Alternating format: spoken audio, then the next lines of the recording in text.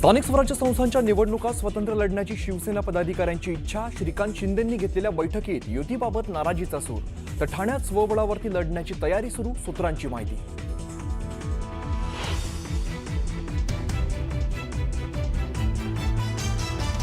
नगरपालिका जिल्हा परिषद निवडणुकीत ही मुंडे बहीण भाऊ एकत्र येणार।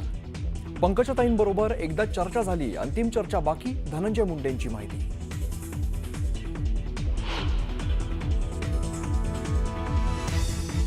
मला बदनाम करण्याचा खूप प्रयत्न झाला, मात्र त्यापेक्षा अधिक लोकप्रिय झालो, आमदार धनंजय मुंडेंची विरोधकांवरती टीका।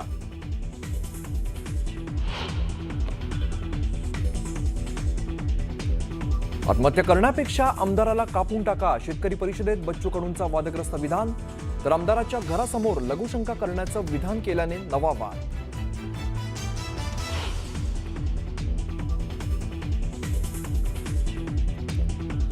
धाराशिवच्या परंड्यात एकाच घरात वेगवेगळ्या जाती धर्माच्या 37 मतदारांची नोंद। हे घर शिंदेंच्या माजी नगरसेवकाचं घर असल्याचा स्थानिक लोकांचा गंभीर आरोप।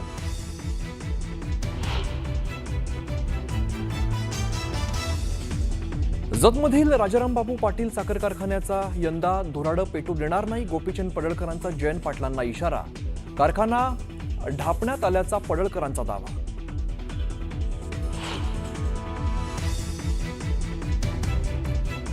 राज्यातील पूरग्रस्तांसाठी केंद्राकडून मदतीचा हात, 1566 कोटी रुपयांची मदत जाहीर।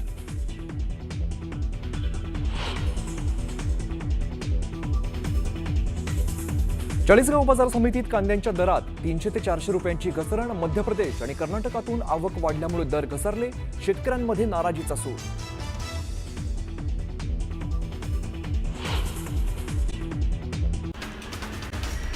शनिवार वाड्यामध्ये प्रार्थना करतानाचा व्हिडिओ व्हायरल झाल्यानंतर विश्रामबाग पोलीस ठाण्यामध्ये गुन्हा दाखल करण्यात आलाय। या प्रकरणी संबंधितांवर गुन्हा दाखल करण्याची मागणी करण्यात आली होती।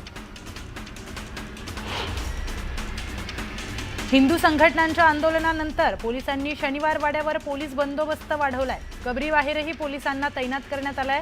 कुठलाही अनुचित प्रकार घडू नये यासाठी प्रशासनाकडून काळजी घेतली जाते। 3.5 शक्तिपीठांपैकी आद्यपीठ असलेल्या सप्तशृंगी देवीच्या दर्शनासाठी जाणाऱ्या भाविकांसाठी आता खुशखबर आहे।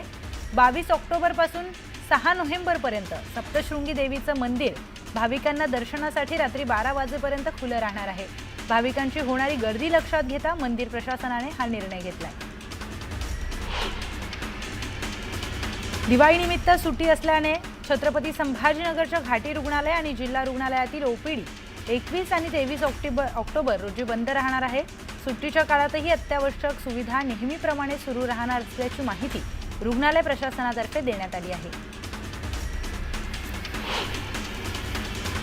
नुकसानग्रस्तांना मदत देण्यासाठी कन्नड तहसील कार्यालयासमोर 10 ऑक्टोबरपासून एका व्यक्तीने उपोषण सुरू केलं होतं। हे बेमुदत उपोषण 9व्या दिवशी पालकमंत्री संजय शिरसाट यांच्या घरी जाऊन मागे घेतल्याचा अजब प्रकार समोर आलाय। मावळ तालुक्यात अनेक पिढ्यांपासून झाडू बनवण्याचा पारंपरिक व्यवसाय यंदा अडचणीत आलाय। कौकाडी पोटजातीचे नागरिक झाडू बनवून आपला उदरनिर्वाह करतात, मात्र पावसाळ्यामुळे हा व्यवसायही ठप्प झालाय। त्यातही शासनाकडून मदत न मिळाल्याने कौकाडी समाजाचे हाल होतात। यंदा अतिवृष्टीमुळे जळगावच्या एरंडोल तालुक्यातील कपाशीचं पीक धोक्यात आलंय। दिवाळी आली तरी सुद्धा CCI कापूस खरेदी केंद्र अजूनही सुरू झालं नाही, ते त्वरित सुरू करण्यात यावं अशी मागणी शेतकऱ्यांकडून करण्यात येते। मध्य प्रदेश आणि कर्नाटकातून आवक वाढल्यामुळे कांद्याचे दर 300 ते 400 रुपयांनी घसरलेत। चाळीसगाव बाजार समितीमध्ये कांद्याचे दर सध्या 700 ते 900 रुपये प्रति क्विंटल इतके आहेत। नोव्हेंबरमध्ये नव्या कांद्याची बाजारामध्ये मोठी आवक अपेक्षित असल्यानं दरामध्ये आणखी घसरण होऊ शकते। ऐन दिवाळीमध्ये दर घसरल्यामुळे शेतकऱ्यांमध्ये नाराजी आहे। पुण्यातील अप्पर इंदिरानगरमध्ये 17 वर्षीय मुलावर भर दिवसा जीवघेणा हल्ला करण्यात आलाय। 3 अल्पवयीन मुलांनी हल्ला केल्याची माहिती मिळते आहे। दांडियामध्ये झालेल्या किरकोळ वादाचा राग मनात धरून ही मारहाण करण्यात आली आहे। चाकणच्या महामार्गालगत ड्रेनेजचं काम सुरू होतं। यावेळी कॉन्क्रीटचा स्लॅब कोसळल्यानं एक मजूर स्लॅब खाली अडकला, मात्र नागरिकांनी तात्काळ धाव घेत या मजुराचे प्राण वाचवलेत। यामध्ये मजूर किरकोळ जखमी झाला।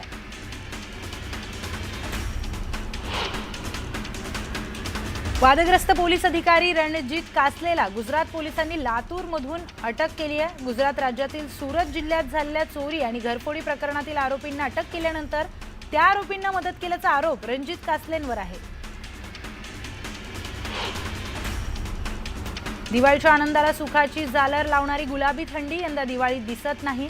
मोसमी पाऊस माघारी गेल्यापासून राज्यामध्ये सर्वत्र उन्हाचा पारा वाढलाय। कोकणासह विदर्भातही तापमानाचा पारा 35 अंशापार गेलाय। दरम्यान पुढील 2 ते 3 दिवस उन्हाचा ताप कायम असणार आहे, असा अंदाज हवामान विभागाने व्यक्त केलाय। ऐन दिवाळीत दिल्लीतील हवेची गुणवत्ता खालावली आहे। वाढती प्रदूषण पातळी पाहता राज्यात गॅप 2 लागू करण्यात आलाय, ज्यामध्ये अनेक निर्बंध लादले गेले आहेत। रविवारी दिल्लीतील सरासरी प्रदूषण पातळी 296 नोंदवली गेली आहे। प्रकाशाचा सण अशी ओळख असलेल्या दिवाळीतही मुंबईसह संपूर्ण राज्याच्या विजेच्या मागणीत मोठी घसरण झाल्याचं समोर आलंय। सलग सुट्ट्यांमुळे मुंबईच्या विजेच्या मागणीत तब्बल 800 ते 1000 मेगावॅटची तर राज्यामध्ये 2 ते 2500 मेगावॅटच्या घट झाली आहे। दरवर्षीप्रमाणे यंदाही कोकण रेल्वेवर पावसाळी वेळापत्रक लागू करण्यात आलं होतं, मात्र यावर्षी ते 15 दिवसांनी कमी करण्यात आलं असून आज समाप्त होणार आहे। त्यामुळे 21 ऑक्टोबरपासून नियमित रेल्वे फेऱ्या या सुरू होतील। दिवाळीच्या पार्श्वभूमीवर कोकणामध्ये जाणाऱ्या प्रवाशांचा प्रवास अधिक सुखकर आणि वेगवान होणार असल्याची माहिती रेल्वे प्रशासनाकडून मिळाली आहे। मेट्रो 2B पहिल्या टप्प्याच्या रूपात सरकार नागरिकांना आणखी एक भेट देण्यास सज्ज आहे। मेट्रो 3 कॉरिडॉर नंतर मुंबई महानगर प्रदेश विकास प्राधिकरणाने मेट्रो 2B पहिल्या टप्प्यावर सेवा कर सुरू करण्याची तयारी सुरू केली आहे। MMRDAच्या मते मंडाळा ते डायमंड गार्डन रोड पर्यंत मेट्रो 2B सेवा सुरू करण्यासाठी CMRS कडून हिरवा कंदील मिळाला।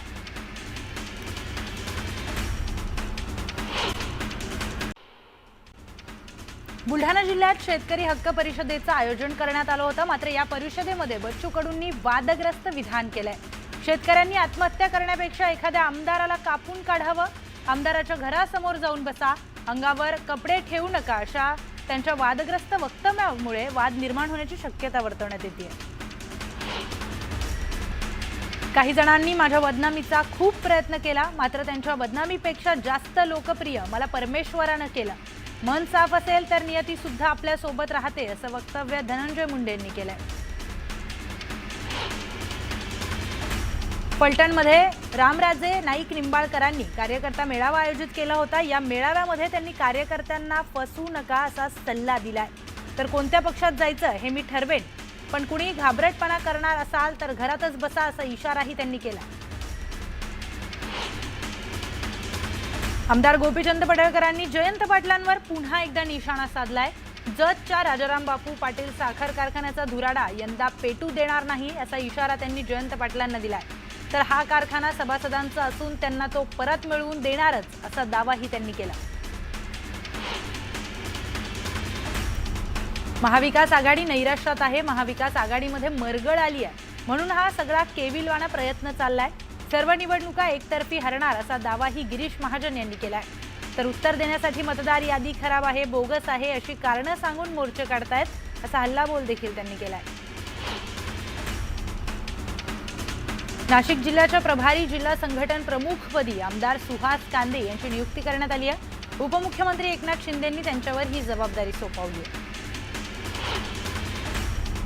तळेगाव दाभाडे नगर परिषदेच्या नूतन प्रशासकीय इमारतीचा आणि श्री शिवशंभू स्मारक प्रकल्पाचा आज उपमुख्यमंत्री अजित पवार यांच्या हस्ते लोकार्पण सोहळा पार पडणार आहे। यासाठी भव्य मांडवही उभारण्यात आला आहे।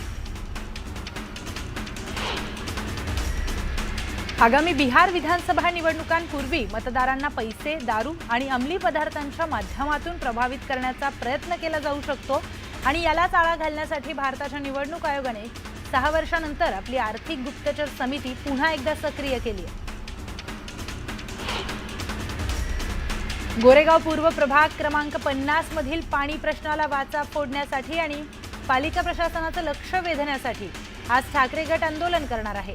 बादली मोर्चा काढण्यात येणार असल्याची माहिती उबाठाच्या शाखा प्रमुखांनी दिली. राज आणि उद्धव ठाकरे राजकीय पोळी शेकण्यासाठी एकत्र आले अशी टीका आमदार रवी राणांनी केली आहे. मुंबई महानगरपालिकेवर भाजपचीच सत्ता येणार असा विश्वास देखील त्यांनी व्यक्त केला.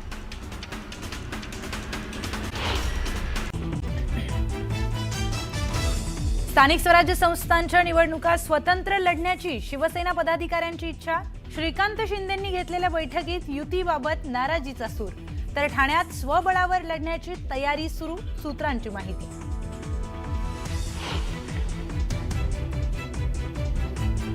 उपमुख्यमंत्री एकनाथ शिंदेंचा उद्धव ठाकरे आणि राज ठाकरेंना टोला.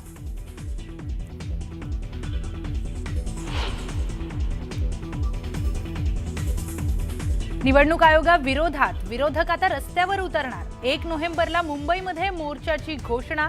मतदार यादीतील घोळाविरोधात पुढारणार एल्गार.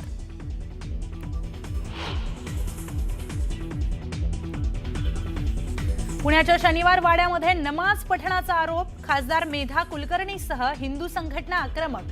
गोमूत्र शिंपडत जागेचं शुद्धीकरण करत भडकवला भगवा.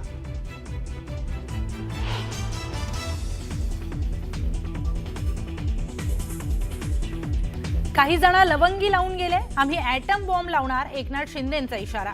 तर शिंदे म्हणजे भिजलेला फटाका, संजय राऊतांचा पलटवार.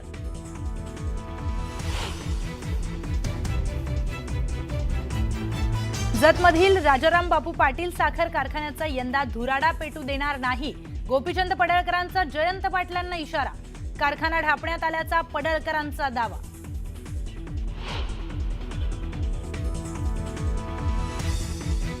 राज्यातील पूरग्रस्तांसाठी केंद्रांकडून मदतीचा हात. 1566 कोटी रुपयांची मदत जाहीर.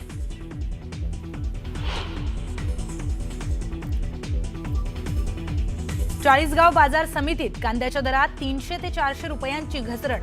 मध्य प्रदेश आणि कर्नाटकातून आवक वाढल्यामुळे दर घसरले. शेतकऱ्यांमध्ये नाराजीचा सूर.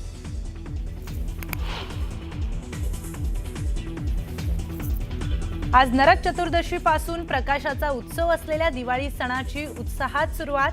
न्यूज 18 लोकमतच्या प्रेक्षकांनाही दिवाळीच्या शुभेच्छा.